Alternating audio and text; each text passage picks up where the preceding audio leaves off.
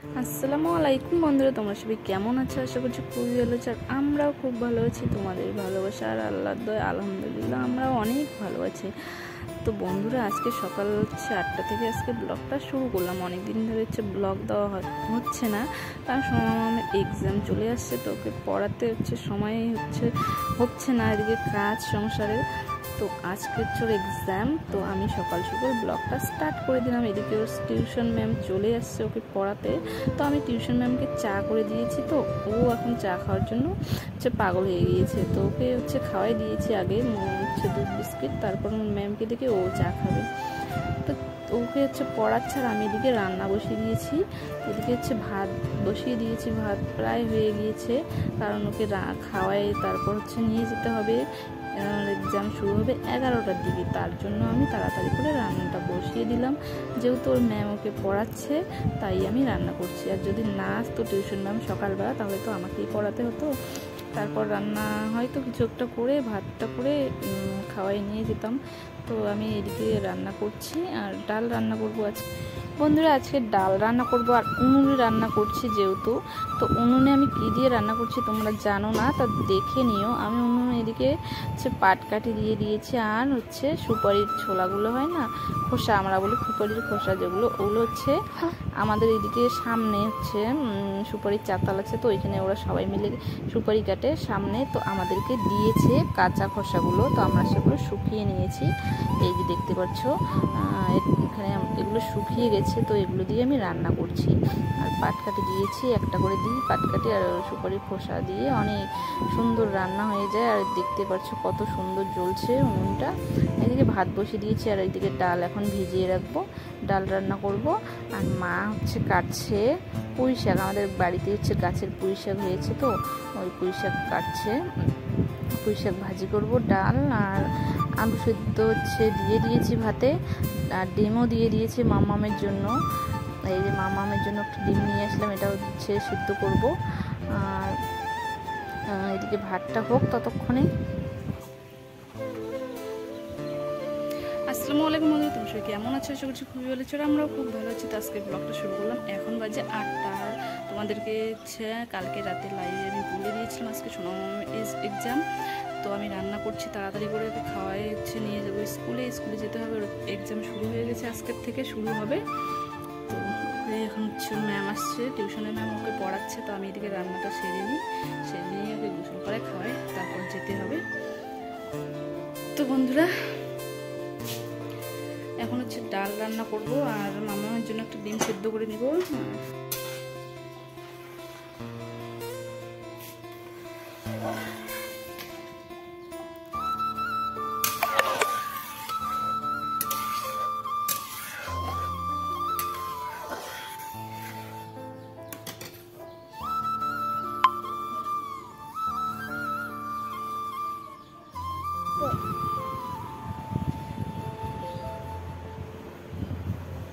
বসো বসো বসো, ভাত নিয়ে আসছি তোমার জন্য, বসো। বন্ধুরা, সোনা মামামকে গোসল করে একদম রেডি করে দিয়ে দিলাম স্কুলের জন্য। তো ওকে এখন খাওয়াই নেব, ডিম সেদ্ধ আর ডাল দিয়ে ওকে খাওয়াই। আর আমিও রেডি হয়ে গিয়েছি, গোসল করে নিয়েছি। এই যে সোনা মামাম, তো এই যে আমিও রেডি হয়ে গিয়েছি। এখন ওকে খাওয়াই, তারপর আমি একটু খেয়ে তাড়াতাড়ি করে আমরা চলে যাবো। বলো বলো বলো, তাড়াতাড়ি আমরা চলে যাবো। পরীক্ষা আজকে আমার। বিয়ের দাদা আসবে না? বিয়ের দাদা তো আসবে, তুমি আগে বলো। আমি এখন স্কুলে যাব। আমি এখন স্কুলে যাব। আমার পরীক্ষা। দোয়া করবে সবাই। আমার জন্য দোয়া করবে সবাই। সবাইকে টাটা দাও। টাটা। বসো, তোমাকে বসো বসো বসো বসো। ভালো করে লিখবে, হ্যাঁ হ্যাঁ, ভালো করে লিখবে। তুমি আমার কাছে বসবে না? বসবো। মা, আমাকে মোবাইল দাও আগে। আচ্ছা ধরো, আমাকে মোবাইল দাও, তারপর খাবো। বেশি পাকামি দাও। তো ঠিক আছে, ওকে আগে খাওয়াই দিই, ও একটু মোবাইল দিই, মোবাইল দিয়ে খাওয়াই, তাড়াতাড়ি করে যেতে হবে, তো পরে কথা হবে।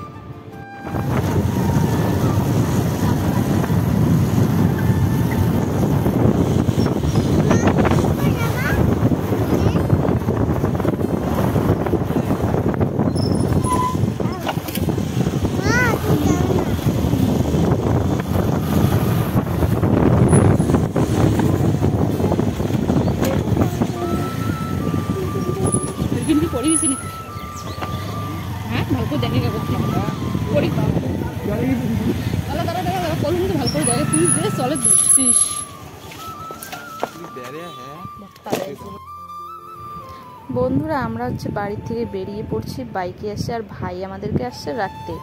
তো স্কুলে রেখে ও হচ্ছে চলে যাবে। এদিকে আমরা প্রথম হচ্ছে আসছি সেন্টারে খিচুড়ি নিতে। তো সোনা মামামেরও খিচুড়ি দিয়ে দিয়েছে, তো ও তো এখন খেয়ে আসছে স্কুলে, তো বাড়ি গিয়ে পরে খেতে পারবে। তো খিচুড়ি নিয়ে এখন আমরা স্কুলে যাচ্ছি, সোনা মামার স্কুলের দিকে। স্কুলে ওর এক্সাম শুরু হবে আর মাত্র 10 মিনিট আছে, তাড়াতাড়ি করে আমরা তার জন্য যাচ্ছি।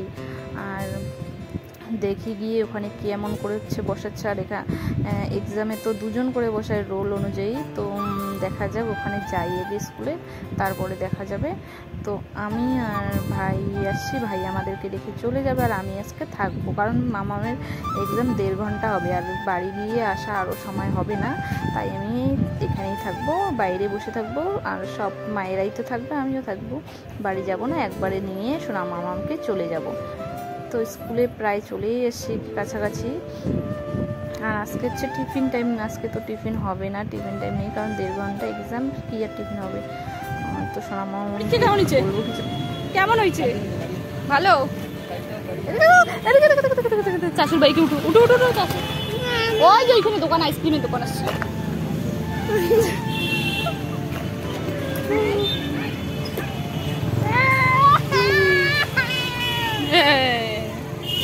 তো বন্ধুরা, সোনা মামামের এক্সাম হয়ে গেল, এখন আমরা বাড়ি যাচ্ছি। বলো টাটা করে দাও, টাটা করে দাও, দেখাই দাও টাটা টাটা। তো সবাই এক্সাম শেষ, তো আমরা এখন চলে যাচ্ছি।